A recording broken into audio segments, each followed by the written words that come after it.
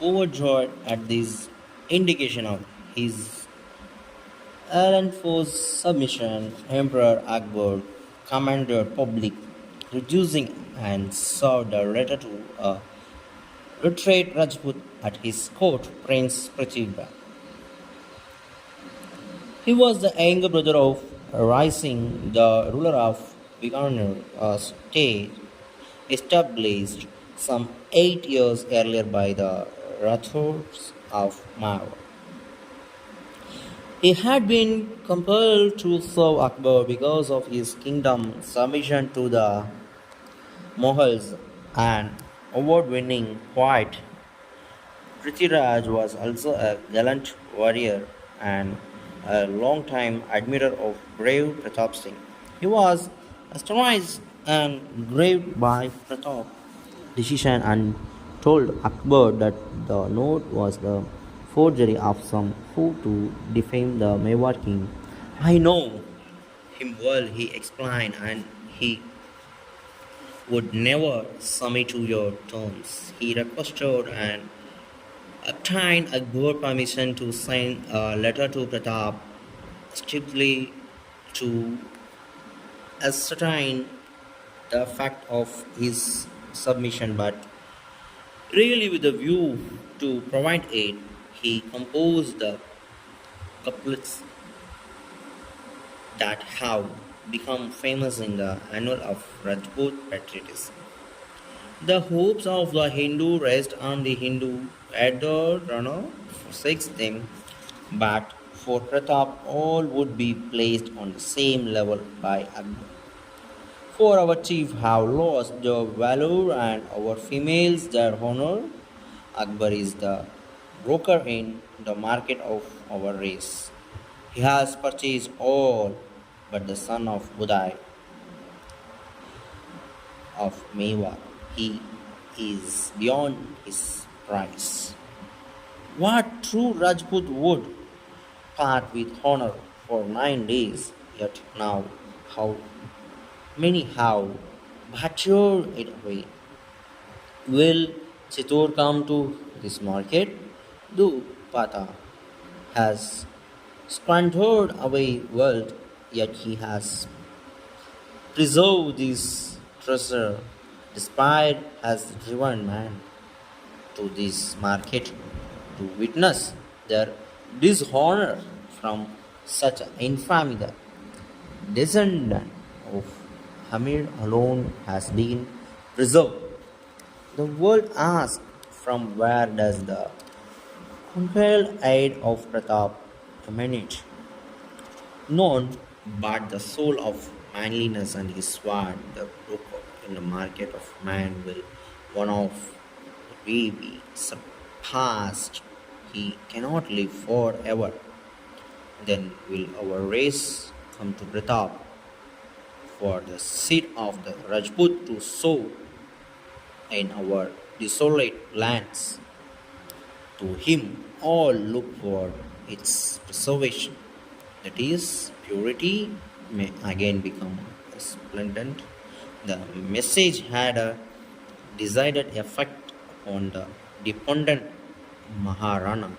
It weighed heavily upon him to be told that every Rajput now looked to him for salvation and gave Pratap the courage to renew his struggle for his homeland. Around this period in the Pratap-6 story, and another legend was born about desperate Pratap deciding to actually fight Mewar and began a long journey to the Indus River in the western reaches of Rajputana. Maharana Pratap took up residence in the Indus Valley to wait out the remainder of his life in the isolated capital of Sogdoi with his family and handful of loyal chiefs and vassals who preferred exile to degradation. He descended the Aravallis and headed west. Soon he was desperate for funds to continue his struggle against the Mughals He had reached the edge of the Thar Desert when an incident occurred which renewed not only his fortunes but also his spread. Muhammad Shah approached the Maharana Pratap. Muhammad Shah was the chief minister and treasurer of Maharana Pratap-6. He is considered to have been the financial savior of the Mewar dynasty prime minister. Muhammad Shah presented the Maharana with the state treasure which had been carefully conquered during the ongoing battle to carry on his patriotic struggle. It is though that Muhammad Singh also presented him with his own personal wealth, which had been accrued for several decades. The sum was rupees 25 lakhs and 2,000 gold mohurs, sufficient to maintain an army of 25,000 men for 12 years. Some historians believe that the money was actually looted from Malwa, where Muhammad had gone after having to flee Kumbhalpur. A Mewar legend provides another version of his donation a few years after the Battle of Haldighati. Chief Pratap-6 disarrangement and desperate for funds finally considered the Mahal too powerful to overcome. He abandoned Mewar for the Indus River. However, he had reached the start of the Thar Desert when his treasurer Umar Shah approached and sought him where he had carefully concealed the state treasure. He placed it and his own family's accumulated wealth at his prince's disposal to carry on his patriotic struggle.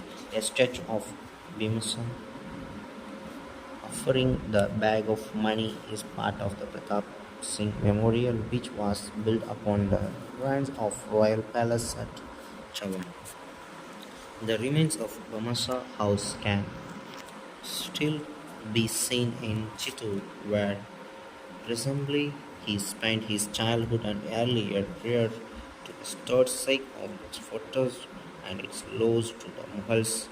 One of the annual Maharana Mewar Foundation Awards is named for Bamasa to honor students achieving the top position by securing the highest percentage from amongst all the universities of Rajasthan is recognition of selfless sacrifice, state financial management and devotion to duty by Vimasha to the House of Mewar.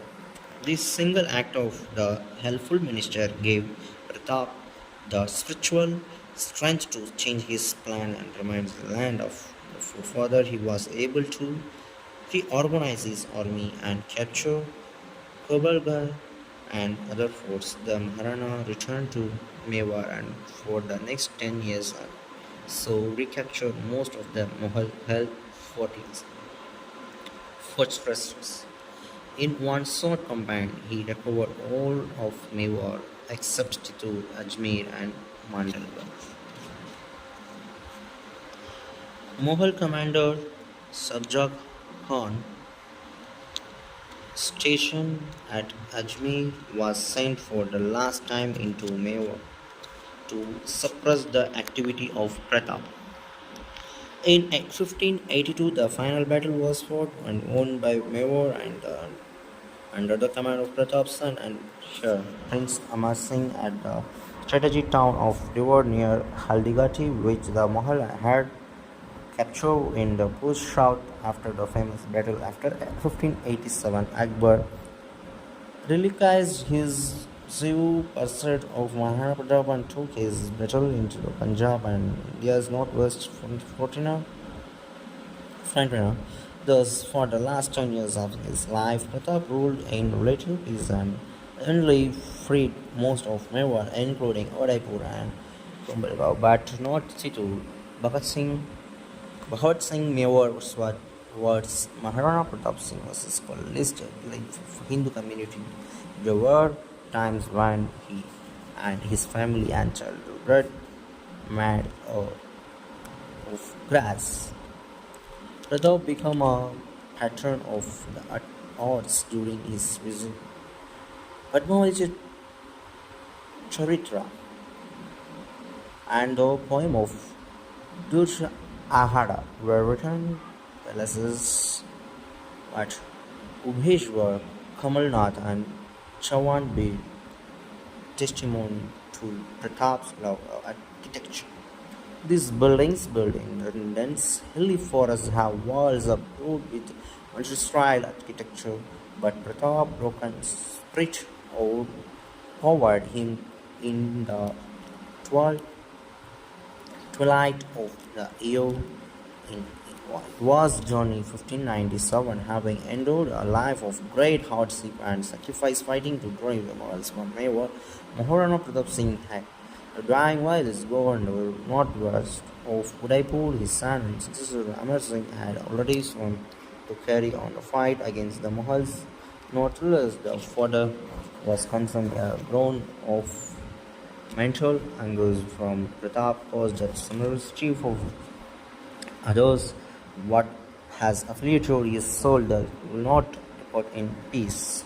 Overhearing Pratap fight related his worry about Hamar who had fought beside his for many years yet related incident which had he considered soon his son's true disposition and which now tortured his final minutes near the Super Pratap's reign.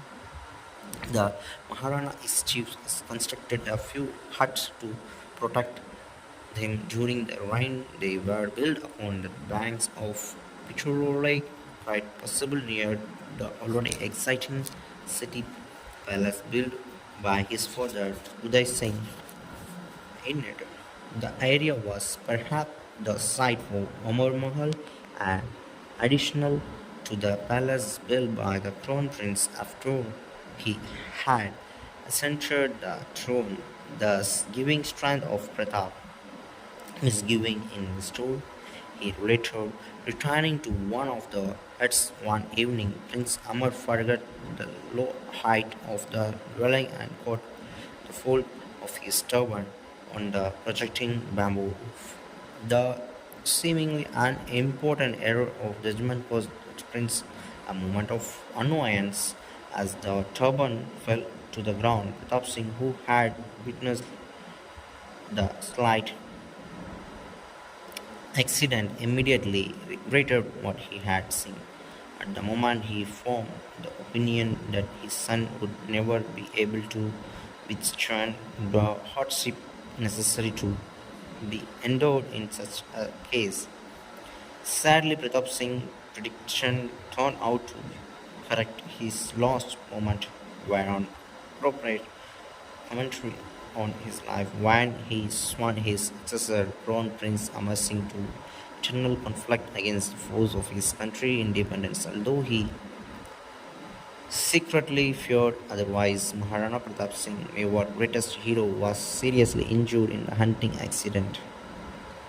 I fear, said the dying Pratap, those huts will give way to sumptuous dwelling, thus generating the love of ease. I am fearful that luxury with its combining ways will choose, to which the independence of Mewar and which have led to mountain will be sacrificed, and you, my chair, will follow the prince's example, and the chief plague themselves by the throne of Baba to keep the flag of independence flying over his country, and his Mewar would never be sacrificed. The soul of Pratap was satisfied, and with age of existence, son age 56 on January 29, 1597. Unfortunately, at the time of his death, he had not realized his greatest dream that recapturing Chitu, his family, ancient capital, almost painless. Many of his dreams went unfulfilled. However, the all other Rajput kings fell victim to Akbar because of Maharana Pratap Singh's violent and unhindered effort. Most of Mewar remained free. His son and heir Singh succeeded him. Like that, we Here, the series of Maharana Pratap up to part 6, 7. We know about Maharana Pratap, the great freedom fighter against Mughals for his own land, the Mewar, and give lot of respect because he is a Sanatana follower and follower of Sanatan and Hindu Dharma, and he tried to reconstruct, rebuild our Dharma to rule our country. He did success, he achieved lot, but he's unable to complete all the things. Thank you for listening. For more information, just for motivating me, you just like it, comment it, and share, subscribe it. Thank you for listening.